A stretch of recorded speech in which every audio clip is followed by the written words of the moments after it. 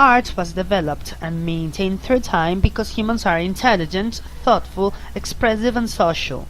However, we must also say that humans are creative, and creativity is another indisputable characteristic that collaborated in the development of art. But what is creativity?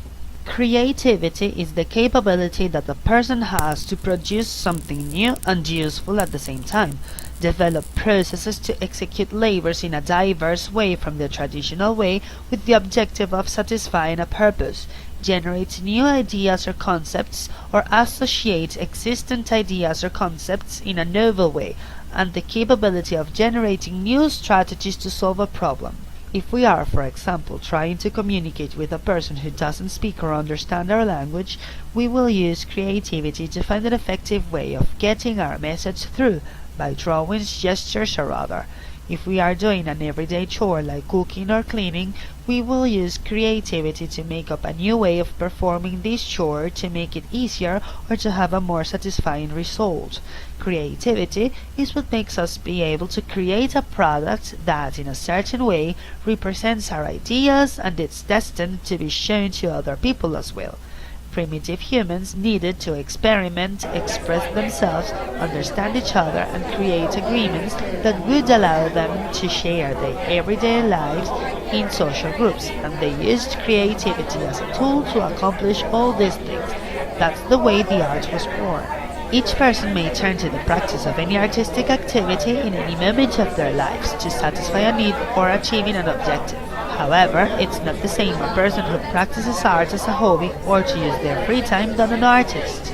This is why in this video we will talk about what art is, what being an artist means, and of course what distinguishes dance from other arts. So if you want to know or have ever wondered what art is and what differs an artist from other people, or maybe you feel that you have a special vocation for art and want to explore more on it, or what makes dance special among the arts, this video is for you. We define art as a gathering of human disciplines or creations made for expressing ideas, emotions, or a sensitive vision of the world with an aesthetic and communicative objective. In order to achieve that, humans use plastic, linguistic, resounding, corporal, or mixed resources that when systematized become media. Each medium applies more using of one resource over the others. Therefore, music, for instance, uses resounding resources. Literature uses linguistic ones. Dance uses corporal ones, and so on with all other arts. Art is the result of a creative process that has an aesthetic function and is experimented through our senses. As art in one way or the other is associated to the concept of beauty, it goes popularly classified as fine arts that aim for the creation of unique artworks, and creative arts or crafts that aim for the creation of mass artwork. The list of artistic activities that enter into each classification have suffered variations with time and according to the criteria of who makes the list. Popular conception put among the fine arts the architecture, music including singing, literature including poetry and acting, painting, sculpture, dance, and finally cinema as the seventh art. Some authors include in this list photography, although some people object that it may be considered as an extension of painting, and comic, but others object that it's a bridge between painting and cinema. Among the creative arts or crafts we include gardening, gastronomy, patisserie, perfumery, jewelry, fashion and footwear, television, illustration, massage, circus, pottery, video games, animation, graphic design and digital arts, tattoo, and fire arts. Personally, I consider that acting and poetry should be considered arts independent from literature, and singing independent from music, and that photography should be considered a fine art, because without it, cinema wouldn't have existed, because it is, in fact, a succession of photographs that allow us to see a sequence of actions. Other classifications are based on the way each art may be appreciated. So then we have visual arts, where the visual content is the predominant, like photography, painting, animation, and others. Plastic arts, where the artwork is created from the using or modeling of some material, like sculpture, pottery, jewelry, and others. Functional, industrial, and decorative arts, where the artistic product accomplishes a specific function, like gastronomy, fashion, architecture, design, and others. Performing and musical arts, where the final product is appreciated in live action on a stage or in a backup that allows us to rewatch it by a technological resource, such as a video or CD, like dance, performance, circus, music, singing, and others. And literary arts, that are bound to the use of words, like literature, poetry, and etc. Humans were developing each type of art as soon as the economic, material, intellectual, technical, and technological resources were available for them to practice them. Hence, graphic design, digital arts, and animations, which are very recent arts, rose up when the necessary computers with software and hardware capable of doing the required tasks for these arts were developed. Cinema and photography rose up with the invention of cameras. Gastronomy, perfumery, tattoo, and fashion, among others, rose up when humans discovered how to combine the right elements or ingredients in the fair proportions to create the product. Sculpture, architecture, pottery, and fire arts rose up when the humans could discover the best materials to work on, the best way to process them, and the best tools for that end. Painting arose when humans learned how to obtain the necessary pigments from the elements that surrounded them, the best surface to apply these pigments to, and the right tools to cover them with the desired pigment and give them the needed shape. Literature and poetry rose up when humans had languages with enough vocabulary, grammar, structure, and linguistic resources to be able to describe better what they wanted. Instrumental music rose up when humans accomplished to select the ideal materials to create the instruments and the correct way to obtain sound from them. Dance, acting, singing, and percussion would then be the eldest arts, because what was needed to be able to practice them was already incorporated in the human being. The body, facial expressions, and gestures, the capability of obtaining sounds by hitting things or other parts of their own bodies with their hands, the capability of intone and imitate sounds with the voice, among others. It's important to understand that we in our contemporary world have a way of defining, feeling, and living art that's different from that in other times. Our conscience and understanding about what art is has evolved with time. In prehistoric art, our ancestors obeyed their everyday needs and their beliefs. During the Greek and Roman times, art was seen as an intellectual and disciplined process. In the Middle Ages, art only had a proselytism function in favor of the Catholic Church. In modern ages, art was seen as the ability to catch and represent reality, or at least a part of it. It is from contemporaneity when we see art as a process that combines the instinctive, intellectual, philosophical, and technical. What makes an artist have a more personal link with their creations. Maybe our ancestors, when they started to paint or write or sculpt, didn't have enough criteria or conscience to understand all the implications of what they were doing, and consequently they didn't consider it art. While nowadays we have criteria, sensibility, information, and conscience to understand that cave paintings or stone temples or Egyptian hieroglyphs are forms of art as well. Creativity is a generic aspect that may serve people at any time of their lives. Art, in this case, is one of the ways in which people may channel it. Those who harvest, work, or dominate one or many arts are considered as artists. It's necessary to understand that a common person usually participates of art in an embedded way, learning techniques and methods already existent. Others use the techniques and methods to create a new product and be able to recreate the same product using the same methods on and on. Those people are known as artisans.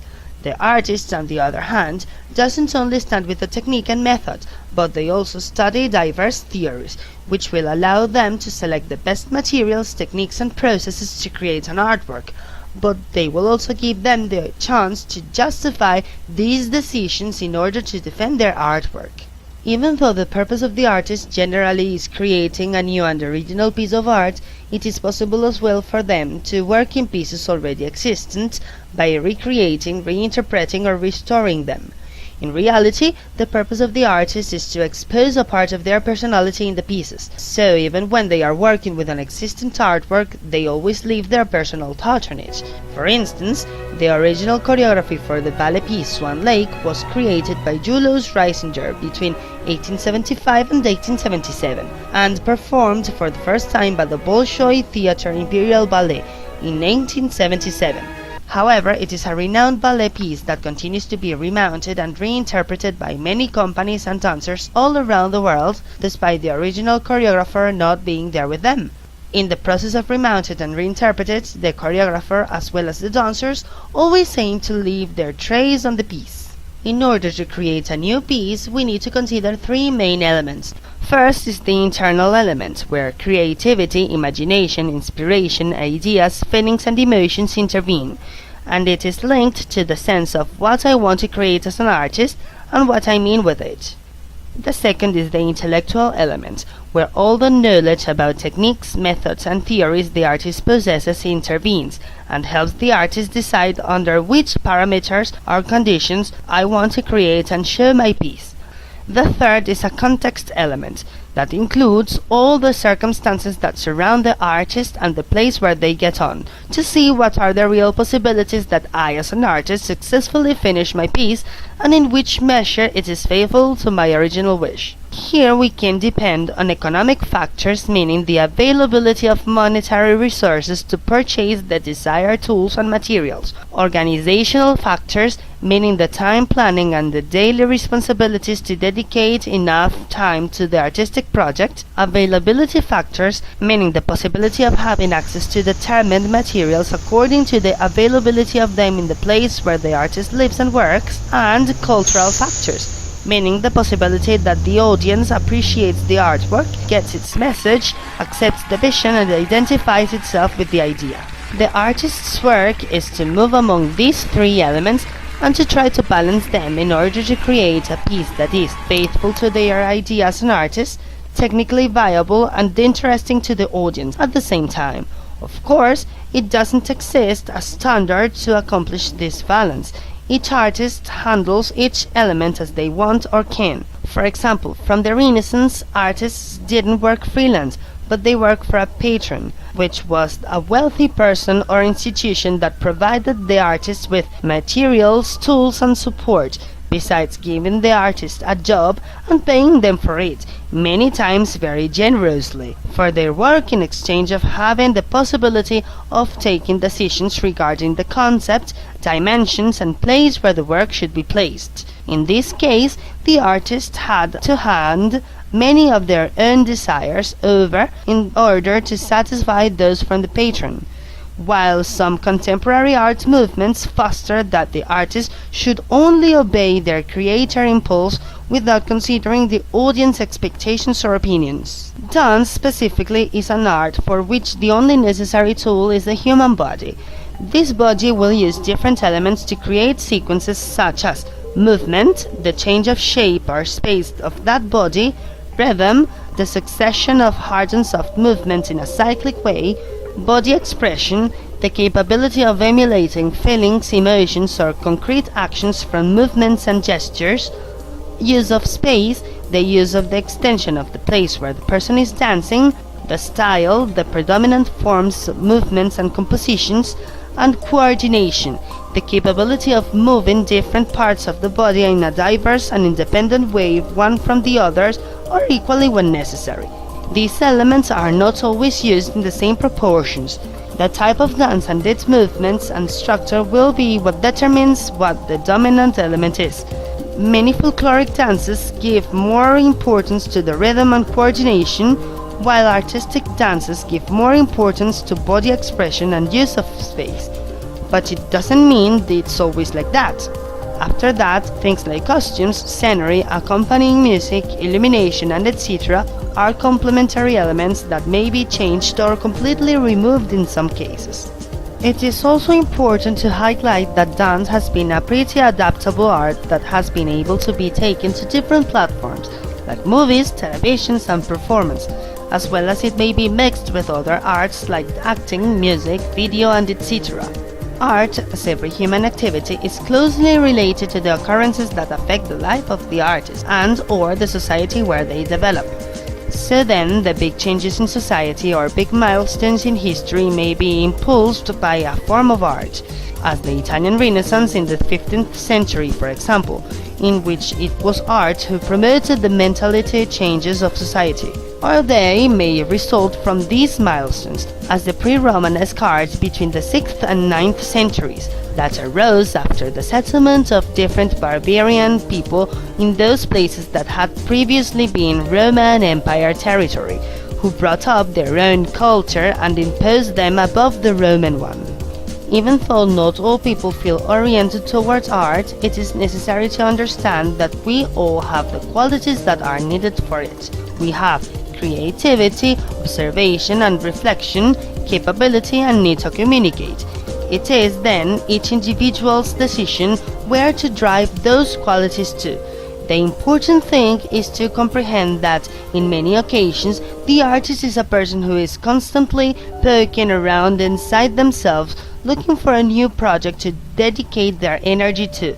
Plus, people may harvest various arts, and it allows them to open the range of possibilities to explore and exploit their creative potential.